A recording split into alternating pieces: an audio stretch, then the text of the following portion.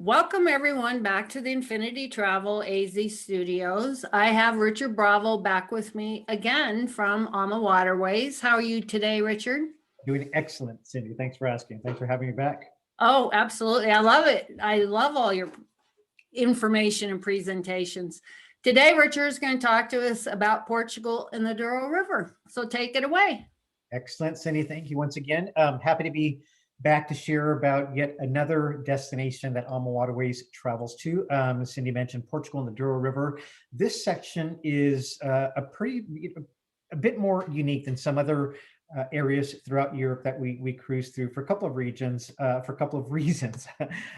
It's different in the sense that the waters are, I'd say, a bit more intimate. We're not going through some of those big waterways as we may in some other parts of Europe. Not all the other parts are, such wide waterways, but you'll find a lot of large cities built on the river, for sailing down the Danube or the Rhine, as example, even the Rhone and some others.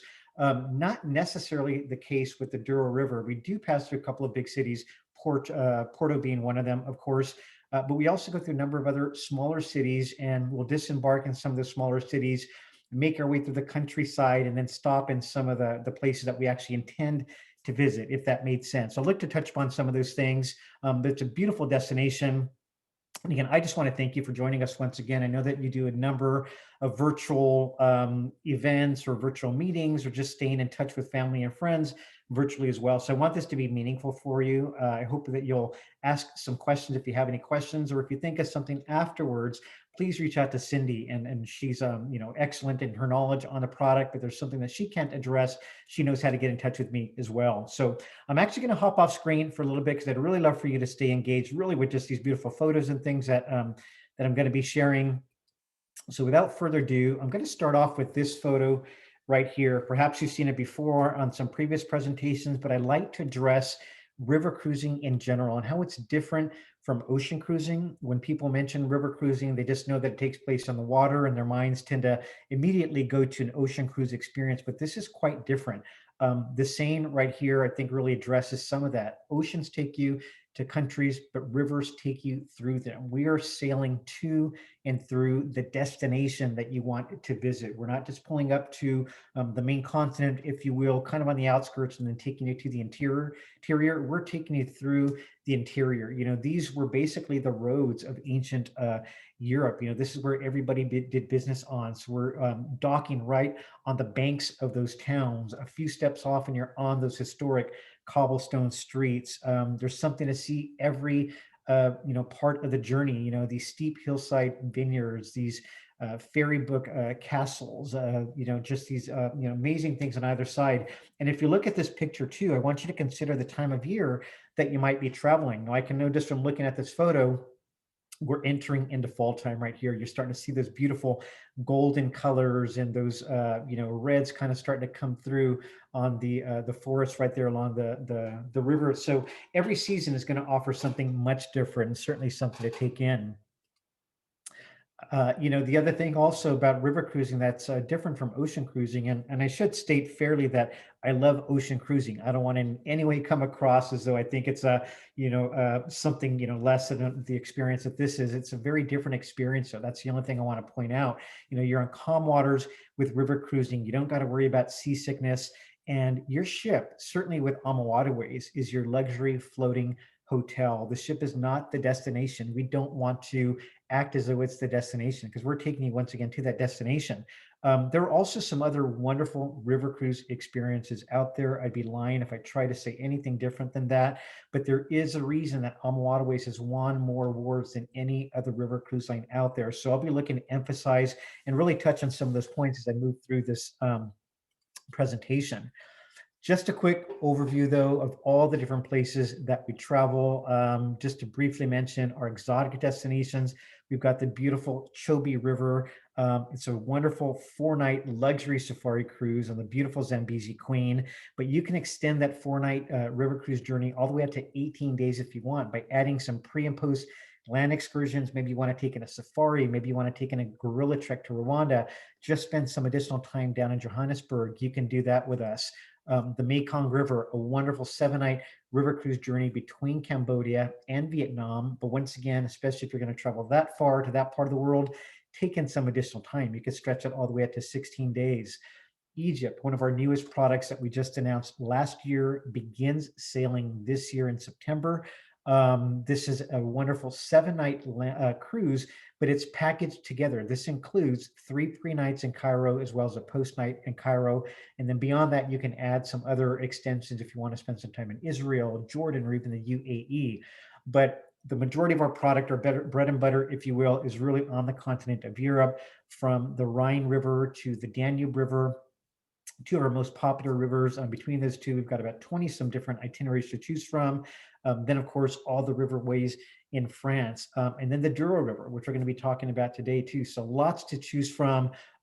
Start with something and then just kind of build up and add on to some more exclusive type experiences. But I really want to jump into the Douro River here because it's just different than some of the other waterways that I was talking about. So we've got 2 different itineraries that you can choose from here.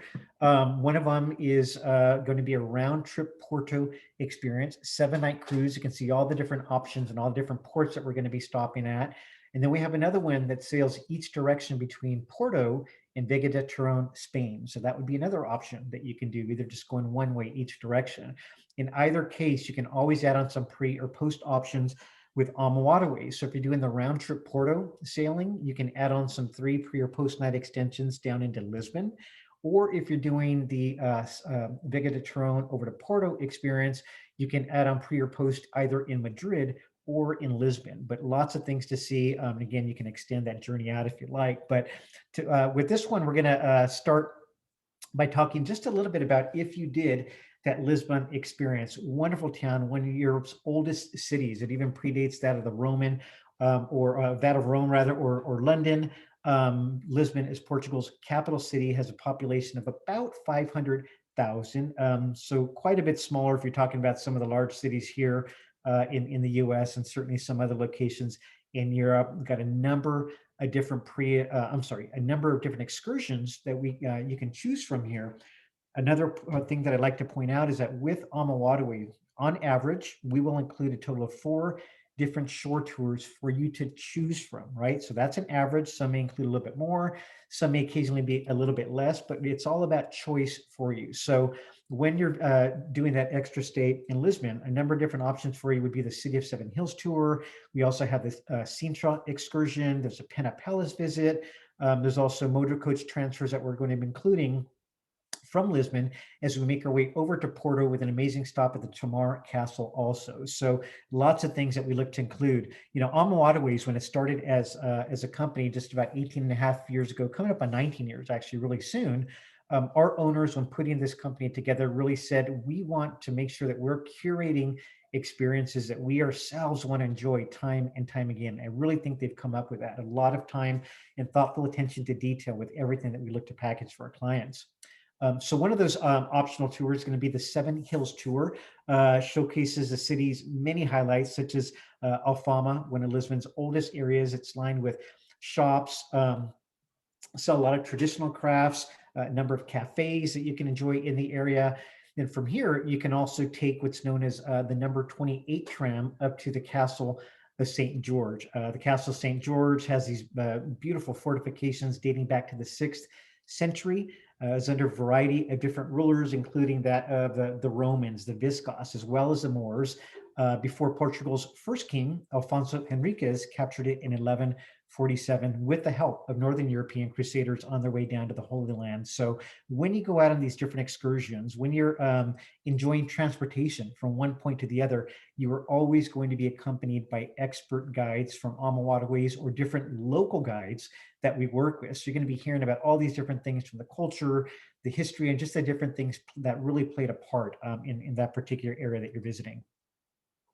Then we're going to enjoy a morning excursion to Serra da Sintra. This is one of the most picturesque mountain villages really in all of Portugal. It was a former summer residence of the Portuguese royal family, and it was a source of inspiration for a gentleman known as Lord Byron and generations of other artists and poets. Today, we can actually take a guided tour that visits the Pinna National Palace, which is actually what we're looking at right here. It's completed in 1854, and it's this fairy tale castle situated high atop this sort of very rocky, outcrop of a peak, and the views are just astonishing, overlooking the countryside down below. And then we're going to also have some free time to explore the area, because that's a big part of it too. We don't want this to be as though you feel like you're just, going, and then just absolutely exhausted when you get back to your back to the ship on board. We want you to have some leisurely time to give you that option of choosing to do what you really want to do.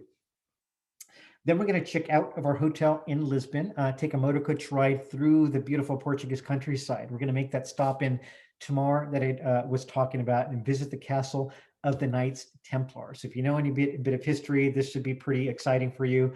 The walls of this particular structure envelop the elaborate Covenant of Christ. Now, this is a UNESCO World Heritage Site, of which we stop at a number of them. Dates back to the 12th century, has some really beautiful frescoes and azuelos. The azuelos are actually put up in these iconic blue painted tiles that you'll see actually throughout Portugal. This is something really unique to Portugal that we're going to see a number of the different architecture that we're looking at. Next day, we're going to join a guided tour of Porto's historic quarter, another UNESCO World Heritage Site. We're going to see the cathedral there. It's one of the city's oldest monuments. The main square ringed with shops and cafes and restaurants. And then there's also the São Bento railway station. And for its, again, beautiful blue tiles that we're looking at that really depicts the scenes from Portuguese history. In addition to that, we've also got a City of Bridges tour. We're going to do some port wine tasting. And then there was also a Porto hike if you want to do that, as well as some additional wine tasting. So lots of options to choose from.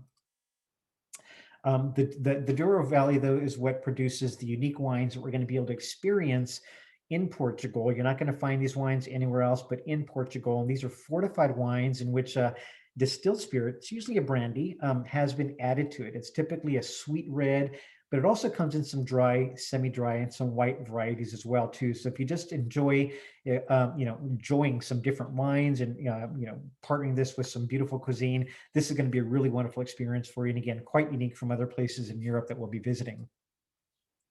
Then we're going to begin our day with a tour of the 18th century Palacio Anadia, or Palace of the Counts. It's known for its beautiful interior and Baroque style architecture. And inside the house, we're going to see this really wonderful, intricate panels, again, of those blue and white tiles throughout the rooms. There's this wonderful, really just striking vaulted ceiling that retells the history behind the palace too. So there's these stories that they've actually built in to the architecture and the structures that we're going to see. And then as another benefit, we're going to be able to taste the bolas de Berlim. These are Portuguese donuts that are sliced in half. They then fill them with a wonderful creamy, eggy-based custard. It's fluffy on the exterior, but the inside, you have this really wonderful, creamy interior. And it's basically a donut. They then roll them in some sugar before filling them with this custard. So be able to experience that. There's also a Lamego City tour in addition to the bolas tasting.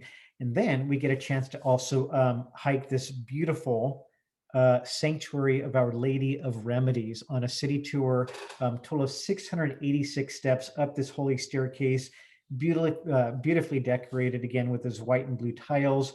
But the views, once again, if you have the endurance to make it to the top, I think are going to be quite worth it. Also added on this, we're going to follow with another bolas tasting that we're going to be able to experience, but this one's called Bolas de Lamego, and this one they actually fill it with some smoked ham, so a little bit different experience there.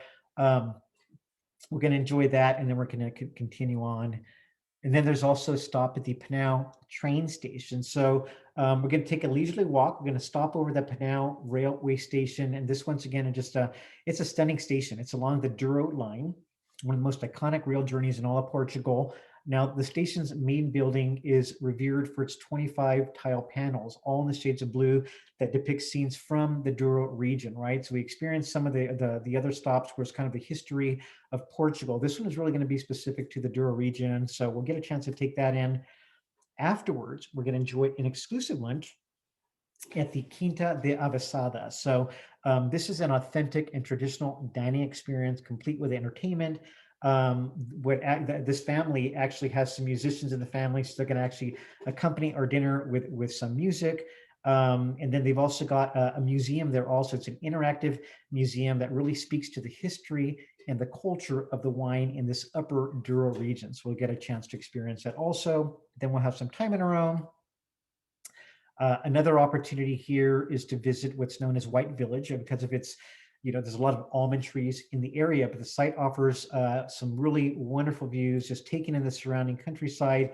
On a clear day, you can see as far away as Spain also. We've got a walking tour that takes you through some of these old medieval streets, just looking at some of the houses, and some of the establishments that date back to the 16th century in what's known as the architecture of these facades is what's known as this Manueline style, with these windows that they have on a number of the different structures. If you want something a bit more active, you can then take a hike up to Castelo Rodrigo, and once again, taking some beautiful views overlooking the area. Then we'll make our way into Vega de Turon. This is where we're ultimately going to disembark from the ship. We actually have two ships that sail this itinerary. One is the Amavida, and number one is the Douro. The ships that sail in the Portugal waters here are going to be a bit more intimate. On average, some of our ships accommodate about 150 guests at maximum occupancy. In the Douro River, it's going to be down to about 110 maximum occupancy. The ships are just a little bit more intimate. So we'll have a chance to make our way over to Spain. If you are going to do that post trip, we're going to make a stop in Salamanca, another UNESCO World Heritage Site. It's located at the center of Spain's Castilla y León region. We're going to give you some free time there, then you can explore on your own, and then we're going to take in a city tour for you also. Now, Salamanca is home to the University of Salamanca. This was founded back in 1218, and it's one of the oldest universities in Spain and the third oldest Western university. So again, we're going to disembark there, taking some time to visit Madrid. Then we'll be able to take in this full day stop. Taking this full day stop in Salamanca before making our way to Madrid. And then we're going to go ahead and check into our hotel. That'll be our home for the next 3 evenings. So we're going to include some guided tours here. We can take in, sort of the golden age of Spain, I think, is really captured in Madrid. So we'll be able to take in some of that. Also enjoy some of the lively tapa bars, some of the local cuisines that are just amazing treats to the area.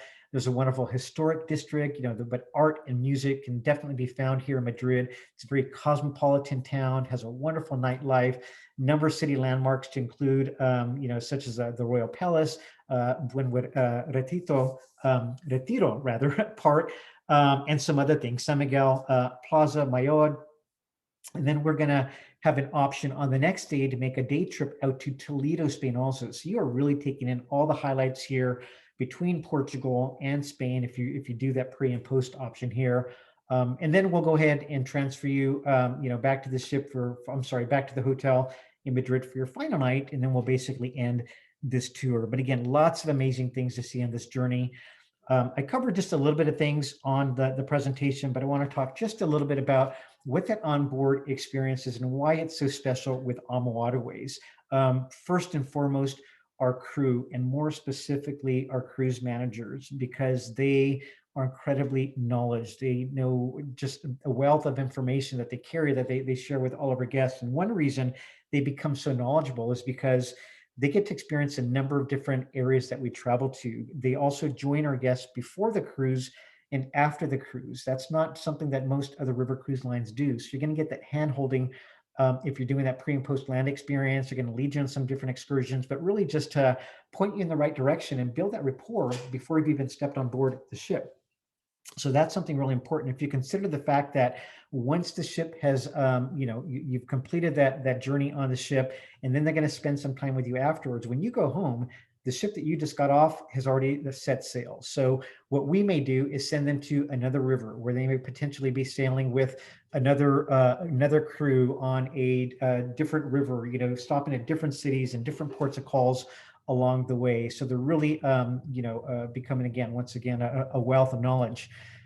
We also have our beautiful panoramic lounges. I just would say this is the main gathering place of the ship. This is where everyone's going to come to share their stories of the different things they enjoyed that day, enjoy some evening lectures, some fun evening entertainment as you just sit back, maybe enjoy a nice drink, taking in some wonderful views.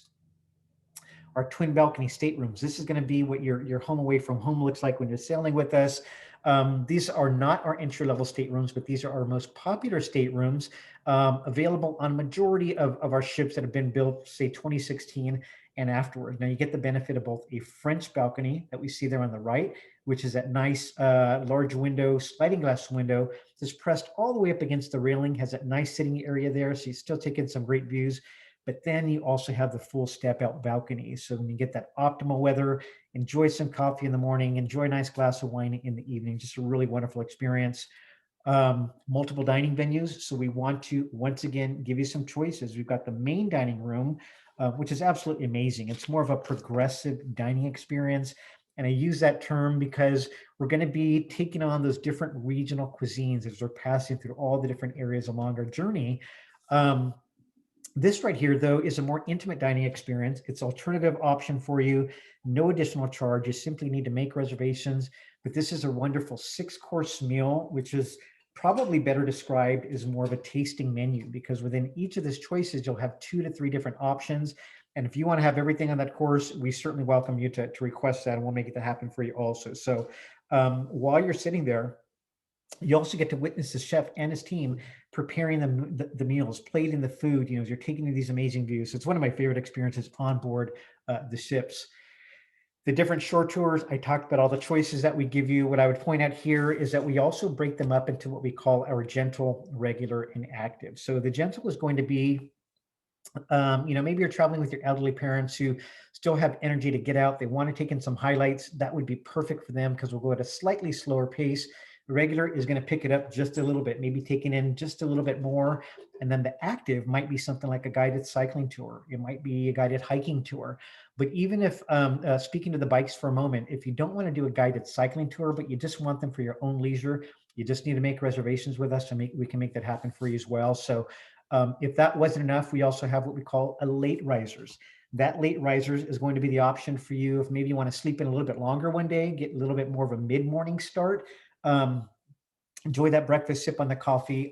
That's also an option for you, but plenty of things. We have culinary tours, wine tasting tours, cycling tours, hiking tours, city tours, lots and lots and lots of different things to choose from.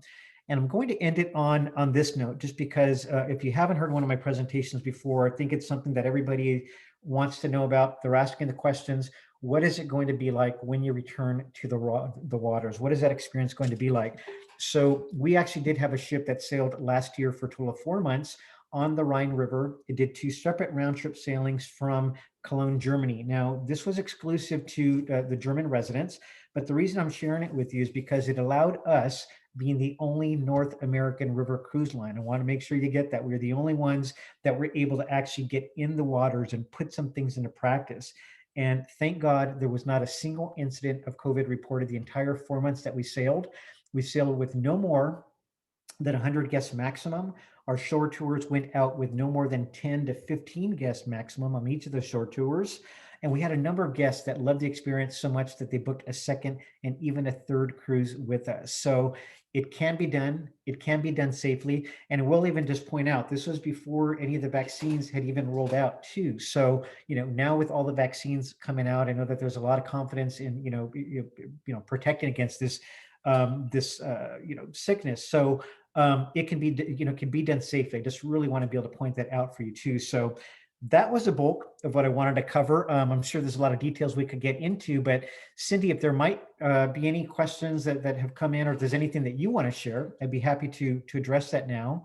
And just let everybody know the story will continue. And we look forward to being back on the water sometime very soon. I think you pretty much covered everything. I have no questions. I know we're all just kind of waiting to see what time's going to bring, and hopefully it's going to bring some good news and some good things. But sorry, I've got a little bit of allergies. I thought Yeah, I thought the presentation was great as always. Always, every time we do this, it makes me want to jump on one of these and just float around because it just go taste some wine while I'm floating. It'll be great.